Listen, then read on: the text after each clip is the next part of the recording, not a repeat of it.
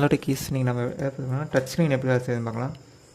Touch screen வந்து capacitive touch technology use பண்ணுது. டச்சில் ஸ்க்ரீனில் வந்து டிரான்ஸ்பரண்ட் எலக்ட்ரோட்ஸ் இருக்கும். அதை நம்ம டச் பண்ணும்போது ஃபிங்கரில் இருக்க எலக்ட்ரிக் சார்ஜஸ் வந்து அதோட டிஸ்டர்ப் பண்ணும் அந்த எலக்ட்ரிக் ஃபீல்டை.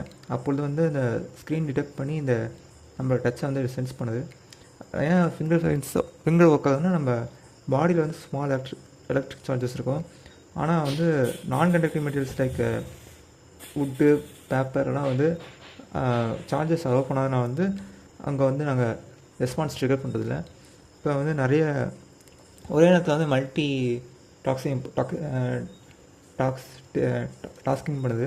ஏன்னா ஒரே நேரத்தில் வந்து டச் பண்ணலாம், ஒரு இடத்துல யூஸ் பண்ணலாம், வேறு இடத்துல மினிமைஸ் பண்ணலாம், இன்னும் கஸ்டமைஸ் பண்ணலாம் ஸ்க்ரீனை. இதான் அட்வான்டேஜ். அப்புறமேட்டு other types of controlling system controlling manner பார்த்தா ரெசிஸ்டிவ் டைப். இது வந்து டிடெக்ட்ஸ் ப்ரெஷர். இன்ஃப்ராரெட் இது பீம்ஸ் ஆஃப் லைட்டை யூஸ் பண்ணி இது பண்ணிக்குது, சென்ஸ் பண்ணுது. இன்னும் வந்து சர்ஃபேஸ் அக்கோஸ்டிக் வேவ். இது சர்ஃபேஸில் வந்து சவுண்ட் வேவ்ஸ் யூஸ் பண்ணுது. இப்போ டச் ஸ்க்ரீன் லேயர்ஸ் பார்த்தா கவர் கிளாஸ், அது கொரில்லா மேட் பண்ணியிருக்கோம், அது outer layer. Touch screen சென்ஸாக.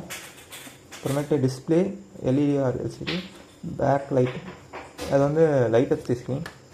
Thanks for வாட்சிங். அடுத்த வீடியோஸ் நிறையா பார்க்கலாம்.